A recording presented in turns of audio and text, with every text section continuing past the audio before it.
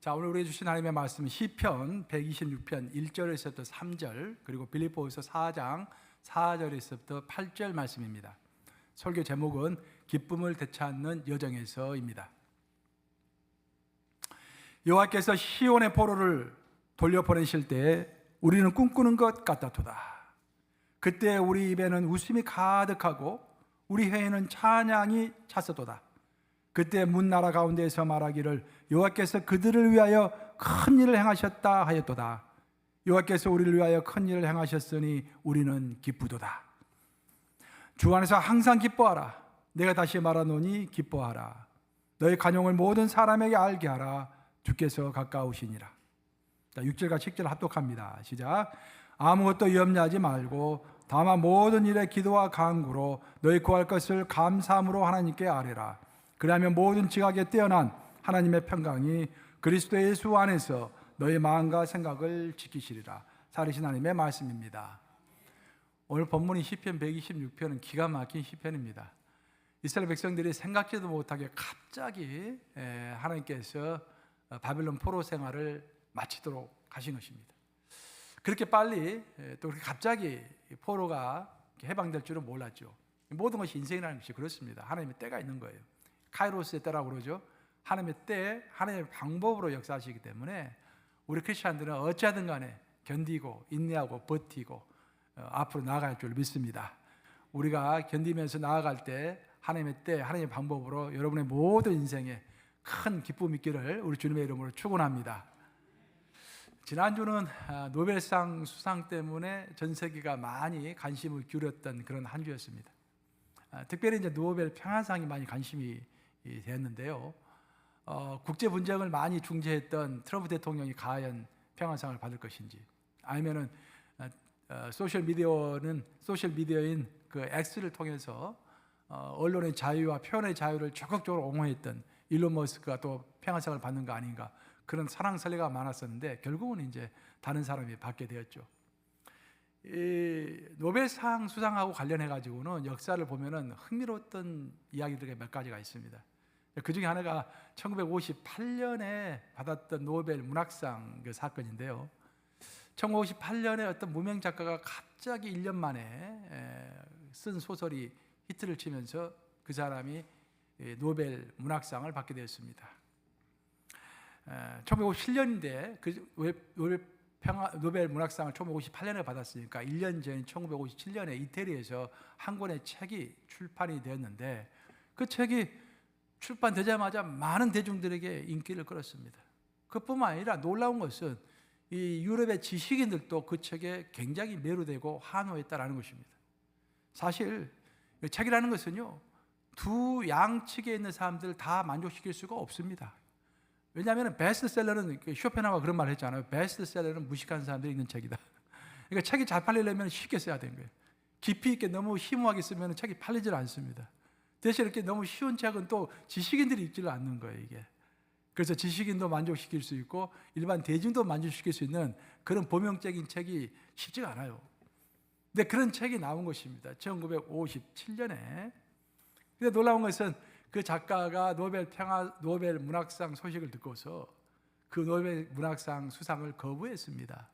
왜냐하면 그 내용이 자기의 조국을 비판하는 내용이었는데, 그 자기의 조국에 모독을 주는 행위를 하고 싶지 않다라고 해가지고 상을 받기를 거부한 것입니다.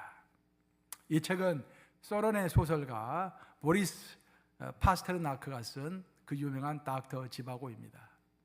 닥터 지바고 여러분 다 영화 보셨죠? 뭐 책은 읽어보신 분도 있으시고 안 읽어본 분도 있을 것인데, 그 닥터 지바고의 내용은 이제 러시아에서 볼셰비키 혁명이 났잖아요. 원래 러시아가 농업 국가였는데 그 민중들이 들고 일어나가지고 볼셰비키 혁명을 일으켰습니다.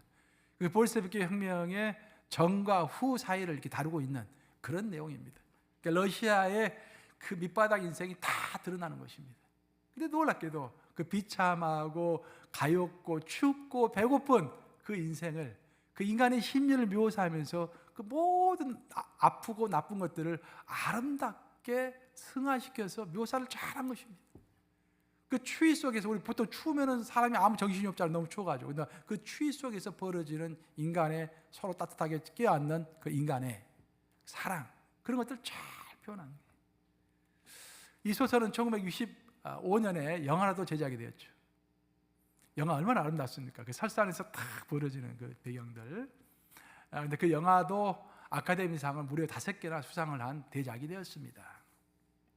이 영화의 앞권은 아주 진짜 이 최고의 결정은 제일 마지막 부분입니다. 제일 마지막 부분에 보면은 닥터 지바고의 이복형이 있죠. 이복형이 장군이 되었어요. 장군이나 이복형이 타냐라고 하는 그 어린 소녀와 대화를 합니다. 타냐를 불러놓고 이야기를 하죠. 타냐야, 너가 어떻게 해서 아버지를 잃어버렸느냐라고 물어요. 타냐가 주점주점 하더니 답변을 합니다. 장군님, 근데 막 이렇게 혁명이 일어나가지고 온 세상이 불바다가 되고 사람들이 다 도망을 하는 와중에 나는 아빠 손을 잡고서 나도 뛰었어요. 그러다가 어떻게 하다 보니까 내가 아빠 손을 놓쳐버린 거예요. 그래서 아빠를 잃어버린 것입니다. 그렇게 답변을 해요. 그러니까 그 장군이 타냐 얼굴을 빤 쳐다보면서 타냐야, 내 앞에서는 두려워할 필요가 없다. 솔직하게 이야기하라. 그러니까 타냐가 울먹울먹하면서 이야기합니다. 실은 도망을 갔는데 아빠가 내 손을 놓고 혼자 도망쳐 버렸어요. 그렇게 답변을 해요. 그러니까 장군이 그렇게 이야기합니다. 타냐야, 아버지는 절대로 자기의 친딸의 손을 놓는 법이 없는 거란다. 아버지는 죽는 한이 있더라도 자기의 친딸의 손을 절대로 놓지 않는 법이란다. 로마노프스키는, 너의 손을 잡고 갔던 로마노프스키는 너의 친아버지가 아니라 너의 친아버지는 지바고, 닥터 지바고가 너의 친아버지란다.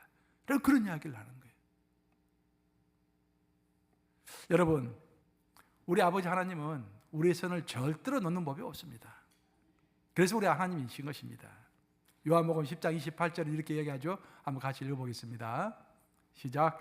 내가 그들에게 영생을 주노니 영원히 멸망하지 아니할 것이요 또 그들을 내 손에서 빼앗을 자가 없느니라. 그렇죠? 우리는 신앙생활 하면서 하나님의 손을 이렇게 잡습니다. 여기 하나님의 손을 잡아요. 그럼 하나님도 내 손을 잡아주는 거예요. 신앙생활 하다가 힘들고 지치고 어려울 때는 가끔씩 우리가 하나님 손을 놓아버리죠. 너무 힘들어서. 근데 여전히 하나님은 내 손을 잡고 있는 것입니다. 언제까지? 우리가 천국에 갈 때까지. 그렇죠? 우리가 천국에 갈 때까지 성령을 소멸치만 않으면은 주님께서 우리를 끝까지 데리고 가시는 것입니다. 그래서 성령을 소멸치 않는 것이 중요한 거예요. 성령을 모욕되게 하고 거짓말하고 하면 성령을 소멸시키게 하는 것이죠. 내 속에 성령이 소멸되어 버리시는 것이죠. 그러면 천국에 갈 수가 없어요. 아니 그것만 아니라고 한다면은 성령께서는 항상, 예수님이 항상 내 손을 잡고서 끝까지 가는 것입니다. 이처럼 우리의 손을 끝까지 붙잡고 가시는 그 예수님이 있기 때문에, 나의 진정한 동행자가 있기 때문에 우리는 감사할 뿐만 아니라 기쁜 것입니다. 요즘 이렇게 말하는 사람들이 있습니다. 웃을 일이 없어요. 바쁘고 힘들다 보니까 기쁨이 사치처럼 느껴집니다. 그렇게 말하는 사람들이 있습니다. 사실 SNS를 보면 여러분들이 잘 사용하는 페이스북이나 틱톡 같은 걸 보면 모든 사람이 행복한 것 같아요. 왜냐하면 행복한 사진만 올려놓기 때문입니다. 우는 사진을 올려놓지는 않지요. 그래서 웃음이라는 것은 SNS의 그 가상 공간 속에서만 머물고 있는 헛된 것인 것처럼 생각이 들 때가 있습니다. 진짜 기쁨은 우리 마음속에서 점점 멀어지고 있는 그런 경우가 많은 것입니다. 그런데 성경은 놀랍게도 기쁨을 기뻐하라라고 권유하지 않고 기뻐하라라고 명령하고 있습니다. 항상 기뻐하라. 즉 기쁨은 선택사항이 아니라 기쁨보다 의무사항이다.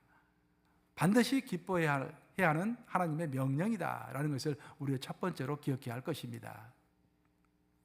예수님께서 제자들에게 이렇게 말씀하신 적이 있죠. 제자들을 모아놓고 나서 내 이 진정한 기쁨이 바로 너의 기쁨이 되기를 원한다라고 말씀할 때가 있었어요. 예수님 너무도 기쁘다라는 것입니다. 내가 내 마음에 큰 기쁨이 있는데 이 기쁨을 너에게 주노니 너희가 정말 기뻐하기를 원한다라고 말씀하실 때가 있어요. 그런데 중요한 것은 예수님이 그 말을 언제 하신지 아세요, 여러분들? 예수님이 십자가를 지시기 바로 전날 밤에 그 말씀하신 거예요. 예수님이 금요일날 십자가를 지셨는데 목요일 저녁에 마가의 다락방에서 제자들 다 모으시고 최후 만찬을 하셨습니다. 그 최후 만찬을 하시면서 하신 말씀이 난 너무 기쁘다. 이 기쁨이 너에게 줘서 너희도 이 기쁨을 좀 알았으면 좋겠다라고 말씀하신 거예요. 바로 예수님은 가장 무겁고 고통스러운 십자가를 지는 시간을 앞두고서 기쁨을 말씀하셨습니다. 왜냐하면 예수님의 기쁨은 세상이 주는 그런 기쁨이 아니라, 세상의 인정을 받고 편안히 사는 그런 기쁨이 아니라 아버지의 뜻을 행하는 그런 기쁨이었기 때문에, 아버지의 뜻을 행하는 기쁨이 얼마나 큰 것인지를 내가 알았으면 좋겠다라는 의미에서 십자가 지시기 바로 전날 밤에 제자들에게 그분의 큰 기쁨을 말씀하신 것입니다. 이처럼 예수님이 우리에게 가르쳐준 참 기쁨이라는 것은 순종 속에서 하나님의 뜻을 내 인생 가운데서 이루어가는 것, 거기서 느끼는 기쁨인 것입니다. 우리 각자에게는 하나님 우리에게 주신 사명이 있을 줄로 믿습니다. 그렇죠? 우리 각자에게 다 사명이 있어요. 그 사명을 하루하루 이루어갈 때 그것이 내 마음의 참 기쁨이다라고 예수님이 가르쳐 주신 것입니다. 예수님뿐만 아니라 바울도 빌립보 성도들에게 기뻐하라, 다시 말하노니 기뻐하라라는 그 유명한 말을 했습니다. 그럼 바울은 이 기뻐하라, 다시 말하노니 기뻐하라 이 말을 어디서 했을까요? 언제 어디서 했을까요, 여러분? 로마 감옥에 있을 때 한 소리입니다. 로마 감옥에 있을 때 빌립보 성도들에게 기뻐하라, 다시 말하노니 기뻐하라, 그렇게 말씀하신 거예요. 쇠사슬에 묶인 몸으로 자유도 없고 내일도 보장되지 않은 상태에서 기뻐하라고 거듭 강조하고 있는 것입니다. 왜냐하면 그 기쁨은 환경에서 오는 기쁨이 아니라 지금 이 상황 자체도, 내가 감옥에 있는 이 상황 자체도 주님이 인도하셨다라는 것을 인정하는 가운데서 고백되는 그런 기쁨인 것입니다. 우리 하나님께서는 천지를 창조하실 때 창세기를 보시면 이렇게 말씀하셨죠. 창조하시고 매일 보기에 참 좋았더라. 즉 예수님이 하나님께서 말씀하신 것입니다. 이 창조한 것이 정말로 보기에 좋구나라고 말씀하셨다라고 성경 기록합니다. 이 천지라는 것은 이미 완성된 부분도 있지만 천지라는 것은 어떤 부분은 지금 만들어져가는 과정 가운데 있는 것입니다. 그래서 하나님의 창조라는 것은 이미 이루어진 창조가 있고 하나님의 섭리 가운데서 하나님의 뜻대로 이루어가는 창조가 동시에 있는 것입니다. 우리 인간도 마찬가지죠.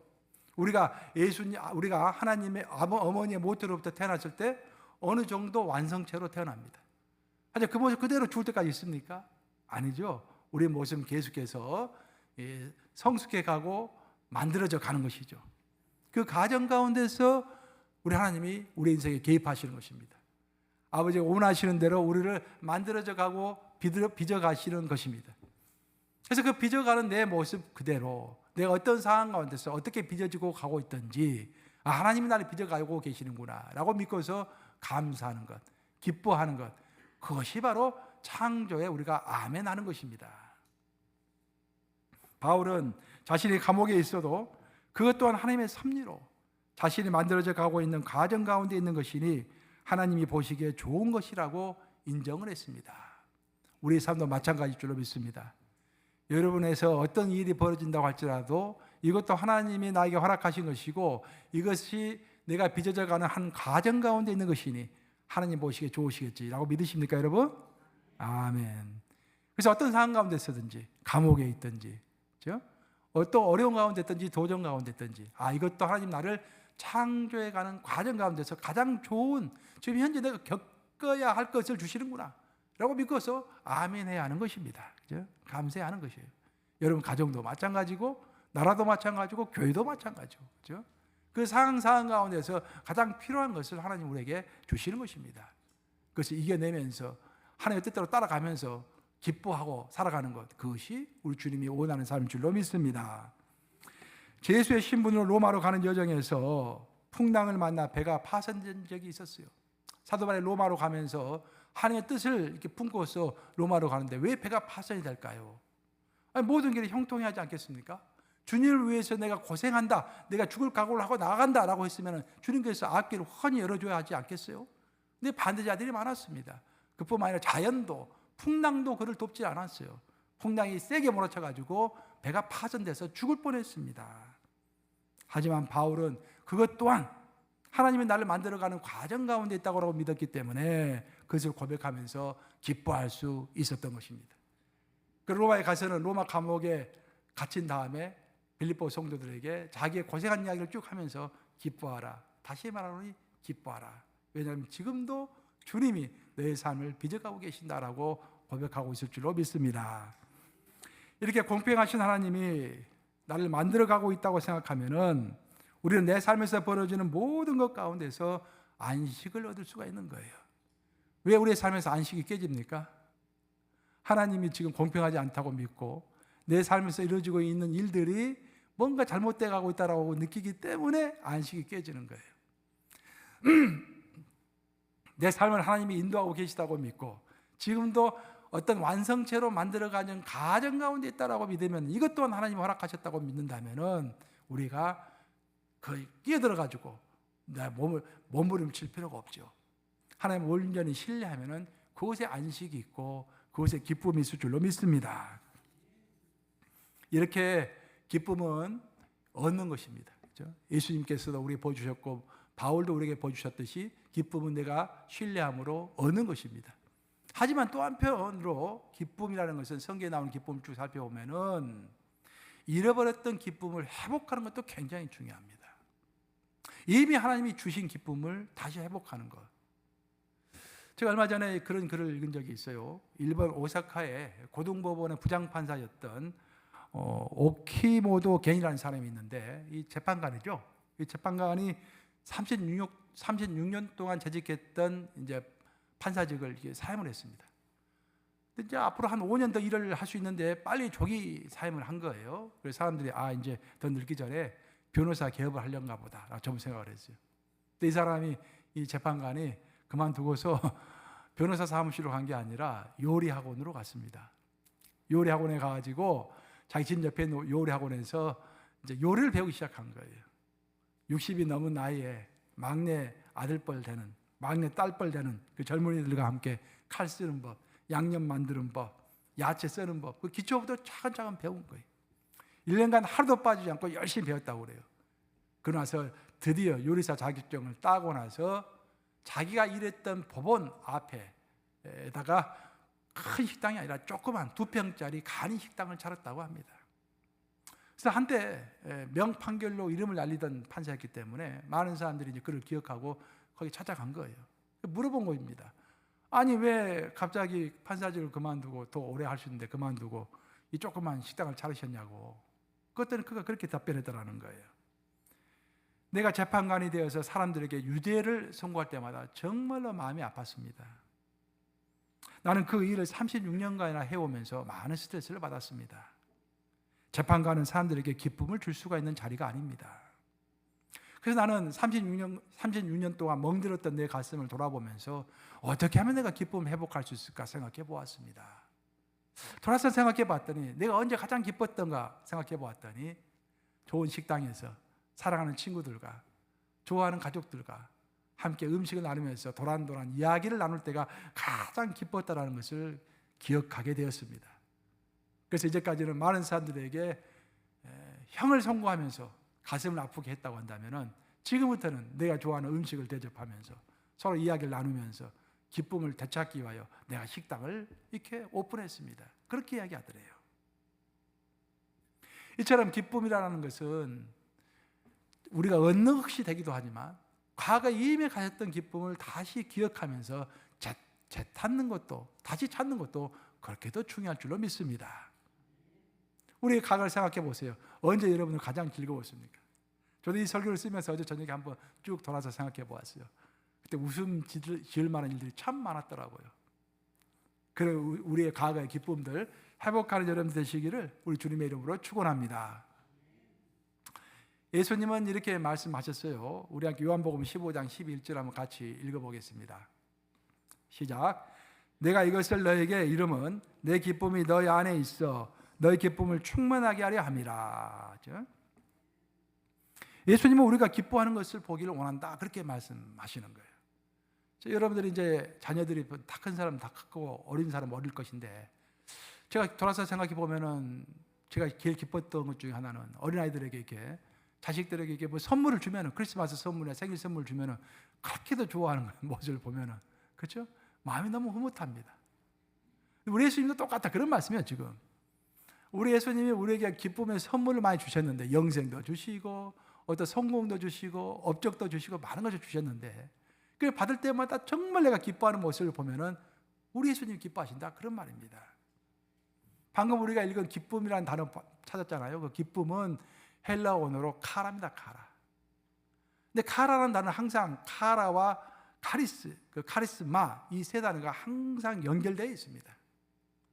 다시 말하면은 카라가 쌓이면은 카리스가 되는 것이고 카리스가 쌓이면은 카리스마가 되는 것입니다. 카라는 기쁨이라고 그랬죠. 카리스는 은혜입니다.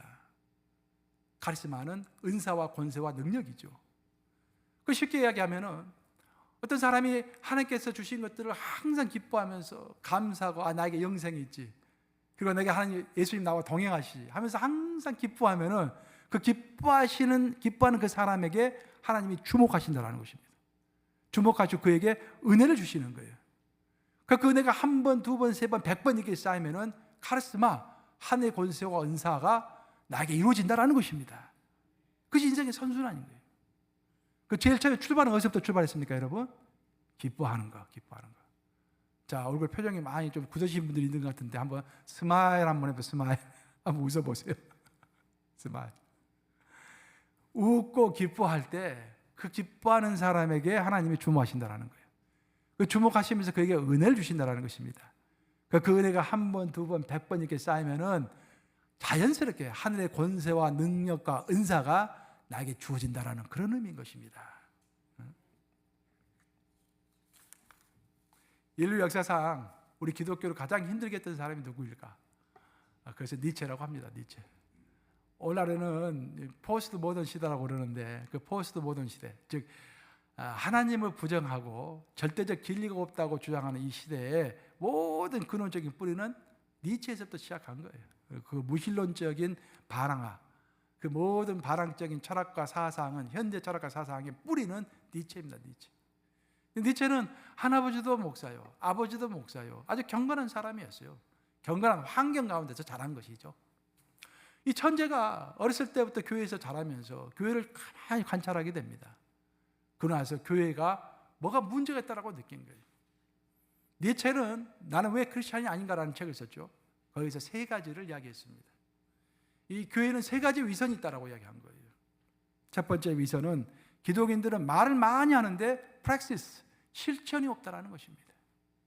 사랑에 대한 말을 많이 하는데 사랑의 실천이 없고, 존중에 대한 말을 많이 하는데 서로가 서로를 헛들고 싸우는 모습을 니체는 본 것입니다.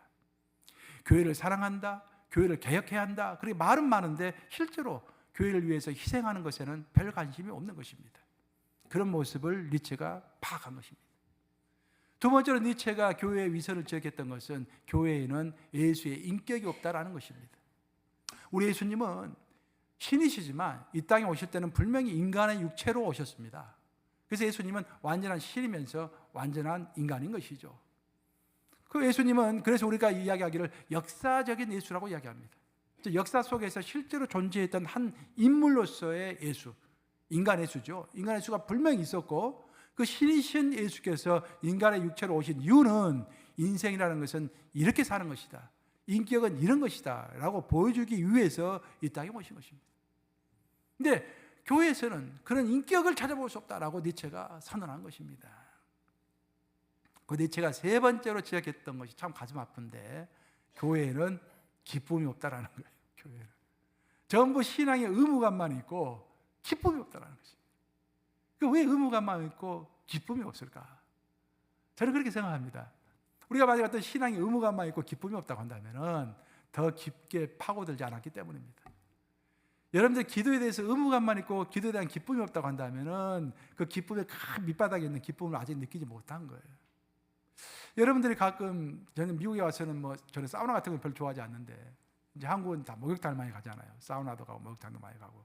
그거 어때요? 목욕탕에 처음 들어가서 발을 딱 디디면은 물이 뜨겁죠.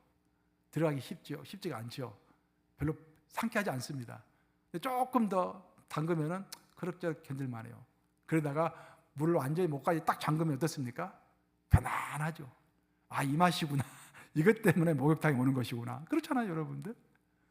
근데 목욕탕에 가가지고 물이 뜨겁다고 그래가지고 발만 담그고 나오면은 기분만 상하고 목욕탕 다시 안 가야겠다, 그런 생각이 드는 거예요. 바로 니체가 지적했던 기쁨이 없다라는 것은, 교회에는 기쁨이 없다라는 것은 의무감만 있다라는 것은 끝까지 우리가 파고들지 않았다라는 그런 말인 것입니다. 우리 하나님이 진정으로 살아계신다면은, 또 우리 하나님이 진정으로 우리와 동행하고 계시다고 한다면은, 그리고 우리가 하나님의 사랑을 받고 있다고 한다면은 정말로 우리에게 영생이 있고 그 영생을 지금부터 누리고 있다라는 100% 확신이 우리에게 있다고 한다면은 기쁨이 없을 수 없다라는 것입니다.